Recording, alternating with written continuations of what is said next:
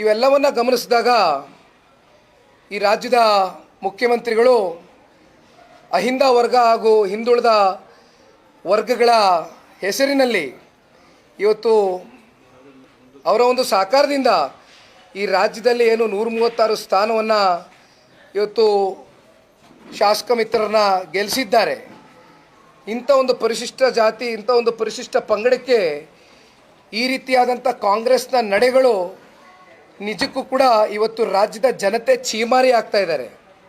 ಯಾವುದೇ ಕಾರಣಕ್ಕೂ ಒಂದು ಕಡೆ ಈ ರಾಜ್ಯದ ಮುಖ್ಯಮಂತ್ರಿಗಳಿಗೆ ನೈತಿಕತೆ ಅಂತಕ್ಕಂಥದ್ದು ಏನಾದರೂ ಇದ್ದರೆ ಈ ಕೂಡಲೇ ಮೂಡದಲ್ಲಿ ಆಗಿರ್ತಕ್ಕಂಥ ಒಂದು ಹಗರಣ, ಜೊತೆಯಲ್ಲಿ ಇವತ್ತು ಏನು ವಾಲ್ಮೀಕಿ ನಿಗಮದಲ್ಲಿ 187 ಕೋಟಿ ರೂಪಾಯಿ ಇವತ್ತು ಅಕ್ರಮವಾಗಿ, ಬಹುಶಃ ರಾಜ್ಯದ ಇತಿಹಾಸದಲ್ಲಿ ಮೊದಲನೇ ಬಾರಿ ಈ ರೀತಿ ಬ್ಯಾಂಕ್ ಮೂಲಕ ಟ್ರಾನ್ಸಾಕ್ಷನ್ ಆಗಿರ್ತಕ್ಕಂಥದ್ದು ನಮ್ಮ ಗಮನಕ್ಕೆ ಏನು ಬಂದಿದೆ.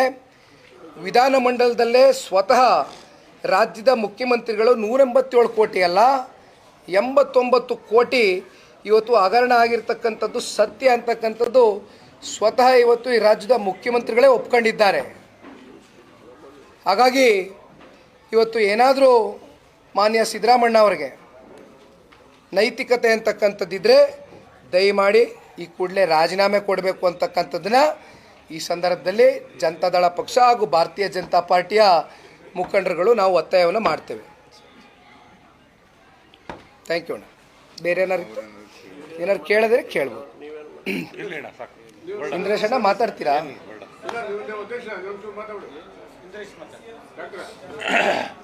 ಏನಣ್ಣ?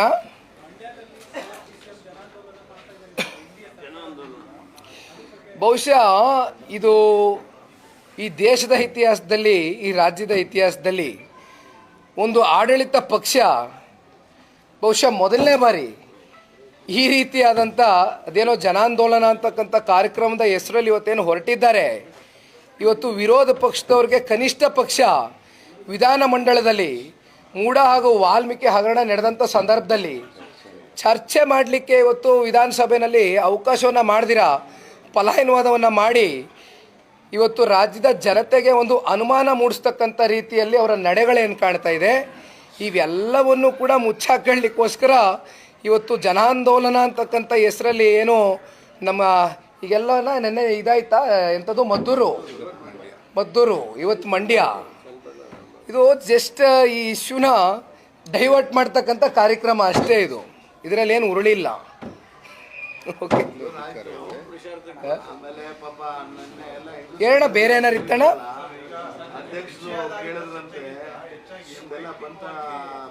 ಗುರುಣ್ಣ ಒಂದು ನಿಮಿಷ ಗುರುಣ್ಣ.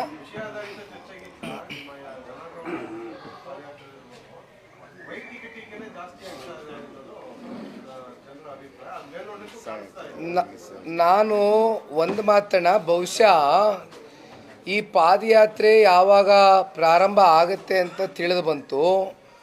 ಪಾದಯಾತ್ರೆ ಪ್ರಾರಂಭ ಆದ ನಂತರ ಇವತ್ತು ಕಾಂಗ್ರೆಸ್ನ ವಿರುದ್ಧವಾಗಿ ಒಂದು ಜನಸ್ತೋಮ ಇವತ್ತು ಎರಡು ಪಕ್ಷದ ಜೊತೆಯಲ್ಲಿ ನಿಂತಿದೆ. ಇವೆಲ್ಲವನ್ನು ನೋಡಿ ಸಹಿಸಕ್ಕಾಗದಿರ ಇವತ್ತು ಕಾಂಗ್ರೆಸ್ಸು ಒಂದು ರೀತಿ ಭಾಳ ಹತಾಶ ಮನೋಭಾವದಿಂದ ಈ ರೀತಿ ವ್ಯಕ್ತಿಗತವಾದಂಥ ಟೀಕೆಗಳು ನಾನು ಹೇಳಿದ್ದೀನಣ್ಣ. ಏಕೆಂದರೆ ರಾಜ್ಯದ ಉಪಮುಖ್ಯಮಂತ್ರಿಗಳು ಹಿರಿಯಕರಿದ್ದಾರೆ, ಅನುಭವಸ್ಥರಿದ್ದಾರೆ, ನಾನು ಭಾಳ ಕಿರಿಯ ಅವ್ರಿಗಿಂತ. ಆದರೆ ಒಂದು ಮಾತನಾಡಬೇಕಾದ್ರೆ ತಾವು ಹೇಳ್ದಂಗೆ ರಾಜಕೀಯವಾಗಿ ಒಬ್ಬರನ್ನೊಬ್ಬರು ವಿರೋಧಿಸ್ತಕ್ಕಂಥದ್ದು, ವಿಷಯಾಧಾರಿತವಾದಂಥ ಚರ್ಚೆಗಳು ಮಾಡ್ತಕ್ಕಂಥದ್ದು ಆರೋಗ್ಯಕರ. ಆದರೆ ಈ ರೀತಿ ವ್ಯಕ್ತಿಗತವಾಗಿ ಏಕವಚನದಲ್ಲಿ ಭಾಳ ಕೀಳುಮಟ್ಟದಲ್ಲಿ ಮಾತನಾಡ್ತಕ್ಕಂಥದ್ದು ಯಾರಿಗೂ ಕೂಡ ಶೋಭೆ ತರ್ತಕ್ಕಂಥ ವಿಚಾರ ಅಲ್ಲ. ಬೇರೆ ಅಣ್ಣ?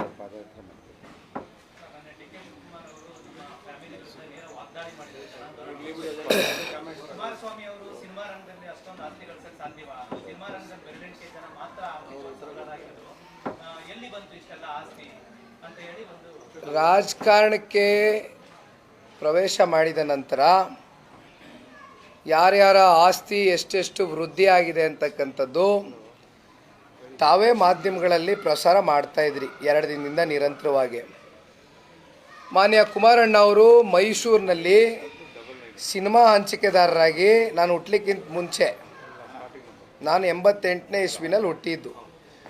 ಅದಕ್ಕಿಂತ ಮುಂಚಿತವಾಗಿ ಸಿನಿಮಾ ಹಂಚಿಕೆದಾರರಾಗಿ ಅವರ ವೃತ್ತಿ ಜೀವನವನ್ನು ಪ್ರಾರಂಭ ಮಾಡಿದರು. ಆಮೇಲೆ ಭಾಳ ಯಶಸ್ಸು ಕಂಡಂಥ ಒಬ್ಬ ಹಂಚಿಕೆದಾರರಾಗಿದ್ದರು ಮಾನ್ಯ ಕುಮಾರಣ್ಣವರು. ಹಾಗಾಗಿ ಇವತ್ತು ಏನೋ ಆಸ್ತಿ ಬಗ್ಗೆ ಚರ್ಚೆ ಮಾಡ್ತಾ ಇದ್ದಾರೆ, ಇನ್ನೊಂದು ಚರ್ಚೆ ಮಾಡ್ತಾ ಇದ್ದಾರೆ. ಇವೆಲ್ಲವೂ ಕೂಡ ಇವತ್ತು ರಾಜ್ಯದ ಜನತೆಗೆ ಸಂಪೂರ್ಣವಾಗಿ ಗೊತ್ತಿರ್ತಕ್ಕಂಥ ವಿಚಾರ. ಇದು ಯಾವುದು ನಾವು ಮುಚ್ಚುರೆ ಮಾಡ್ಕೊಳ್ಳಿಕ್ಕಾಗೋದಿಲ್ಲ. ನಾವು ಒಂದು ರೀತಿ ವೈಟ್ ಪೇಪರ್ ಇದ್ದಂಗೆ, ರಾಜಕಾರಣಿಗಳು ಸಾರ್ವಜನಿಕ ಬದುಕಲ್ಲಿ ಇರ್ತಕ್ಕಂಥವ್ರು ಬಿಳಿ ಹಾಳೆ ಇದ್ದಂಗೆ, ಇದರಲ್ಲೇನು ಮುಚ್ಚುಮರೆ ಇಲ್ಲ. ಬನ್ನಿ ರಾಜೀವ್ ಅವರೇ, ನಮಸ್ತೆ. ಬನ್ನಿ ರುದ್ರೇಶಣ್ಣ, ಬನ್ನಿ. ರವಿಕುಮಾರ್ ಸರ್ ಬರಲಿಲ್ವಾ? ಬನ್ನಿ ತಮ್ಮಣ್ಣ ಸಾಹೇಬ್ರ, ತಾವು ಕೂತ್ಕೊಳ್ಳಿ.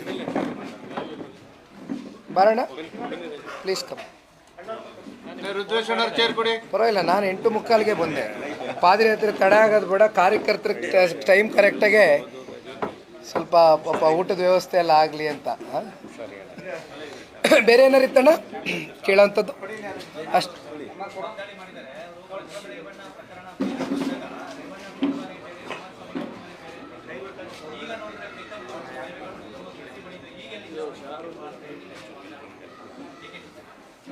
ನೋಡಿ, ನಾನು ಒಂದು ಮಾತು ಹೇಳ್ತೇನೆ.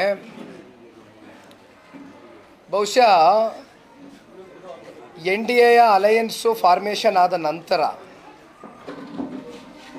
NDA ಅಲಯನ್ಸ್ ಪಾರ್ಟ್ನರ್ಸ್ ಆಗಿ 28 ಲೋಕಸಭಾ ಕ್ಷೇತ್ರಗಳಲ್ಲಿ ಕೇವಲ ರಾಜ್ಯ ಮಟ್ಟದ ನಾಯಕರು, ರಾಷ್ಟ್ರ ಮಟ್ಟದ ನಾಯಕರು ಕೈ ಕುಲುಕಿರ್ತಕ್ಕಂಥದ್ದು ಒಂದು ಭಾಗ. ಆದರೆ ತಳಮಟ್ಟದ ಸ್ಥಳೀಯ ಕಾರ್ಯಕರ್ತರುಗಳು ಎರಡೂ ಪಕ್ಷದಿಂದ ಪರಸ್ಪರ ಹೊಂದಾಣಿಕೆಯಿಂದ ಆರೋಗ್ಯಕರವಾದಂಥ ಒಂದು ಚುನಾವಣೆ ಮಾಡಿರ್ತಕ್ಕಂಥ ಹಿನ್ನೆಲೆಯಲ್ಲಿ ನಮಗೆ ಅತಿ ಹೆಚ್ಚು ರಾಜ್ಯದ ಜನತೆ ಆಶೀರ್ವಾದದಿಂದ ಸ್ಥಾನ ಗಳಿಸ್ಕೊಂಡಿದ್ದೇವೆ. ಇಲ್ಲಿ ಹಾಸನ ಜಿಲ್ಲೆಯ BJP ಮುಖಂಡರ ಬಗ್ಗೆ ವ್ಯಕ್ತಿಗತವಾಗಿ ನಾನು ಚರ್ಚೆ ಮಾಡಲಿಕ್ಕೆ ಹೋಗೋದಿಲ್ಲ. ಇದು ಕುಟುಂಬದ ಪ್ರಶ್ನೆ ಅಲ್ಲ, ಇದು ಎರಡು ಪಕ್ಷಗಳ ಪ್ರಶ್ನೆ, ಪಕ್ಷದ ಗೌರವದ ಪ್ರಶ್ನೆ. ಯಾರೂ ಕೂಡ ಪಕ್ಷದ ವಿರುದ್ಧವಾಗಿ ಚುನಾವಣೆ ಸಂದರ್ಭದಲ್ಲಿ ಕೆಲಸ ಮಾಡಬಾರ್ದು ಅಂತಕ್ಕಂಥದ್ದು ನಮ್ಮೆಲ್ಲರ ಒಂದು ಅಭಿಲಾಷೆ. NDA ಅಂತ ಗುರುತಿಸ್ಕೊಂಡ ಮೇಲೆ ಜನತಾದಳ ಪಕ್ಷ, ಭಾರತೀಯ ಜನತಾ ಪಾರ್ಟಿ ಒಟ್ಟಾದ ನಂತರ ನಾವಿಬ್ಬರು ಪರಸ್ಪರ ಇವತ್ತು ಈ ರಾಜ್ಯದ ಸಮೃದ್ಧಿಗೋಸ್ಕರ, ಈ ರಾಜ್ಯವನ್ನು ಕಟ್ಟಲಿಕ್ಕೋಸ್ಕರ ಇವತ್ತು ಮಾನ್ಯ ಕುಮಾರಣ್ಣವರು, ಮಾನ್ಯ ಯಡಿಯೂರಪ್ಪ ಸಾಹೇಬರು ಒಟ್ಟಾಗಿದ್ದೇವೆ. ಹಾಗಾಗಿ ಎಲ್ಲೋ ಒಂದು ಕಡೆ ಹಾಸನದಲ್ಲಿ ನೇರವಾಗಿ ಏನೊಂದು ಸಮಸ್ಯೆ ಉದ್ಭವ ಆಯಿತು, BJPಯ ಮುಖಂಡರು ನೇರವಾಗಿ ಹೇಳಿದರು. ಆ ಒಂದು ವಿಚಾರವಾಗಿ ನಾವು ಪ್ರಸ್ತಾವನೆ ಮಾಡಲಿಕ್ಕೆ ಇಷ್ಟಪಡ್ತೀವಿ. ಬಿಟ್ಟರೆ ಇಲ್ಲಿ ಕುಟುಂಬನಾಗಲಿ ವ್ಯಕ್ತಿಗತವಾಗಲಿ ವಿಷಯವನ್ನು ನಾವು ತೊಗೊಂಡು ಬರಲಿಕ್ಕೆ ಇಷ್ಟಪಡೋದಿಲ್ಲ. ಅದು BJP ಹೈಕಮಾಂಡ್ಗೆ ಬಿಟ್ಟಂಥ ವಿಚಾರ, ಅದನ್ನು ಅವ್ರು ಗಮನಿಸ್ತಾರೆ.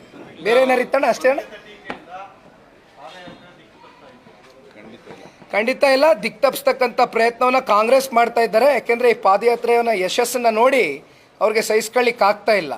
ಆದರೆ ಇದಕ್ಕೆ ಅವಕಾಶ ಮಾಡಿಕೊಡೋದಿಲ್ಲ. ಸಾರ್ವಜನಿಕರು ನಮ್ಮ ಜೊತೆಯಲ್ಲಿದ್ದಾರೆ, ದಿಕ್ತಪ್ಪಿಸ್ತಕ್ಕಂಥ ಪ್ರಶ್ನೆ ಇಲ್ಲ. ಇದನ್ನು ತಾರ್ಕಿಕ ಹಂತಕ್ಕೆ ತೊಗೊಂಡು ಹೋಗ್ತೀವಿ.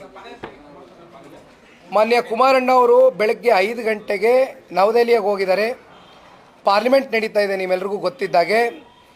ಬಹುಶಃ ನಾ ಬೆಳಗ್ಗೆ ಮಾತಾಡಿದೆ, ಇವತ್ತು ಸಂಜೆ ಅಥವಾ ನಾಳೆ ಬೆಳಗ್ಗೆ ಮಾನ್ಯ ಕುಮಾರಣ್ಣವರು ಆಗಮಿಸ್ತಾರೆ, ಮಂಡ್ಯಕ್ಕೆ ಬರ್ತಾರೆ.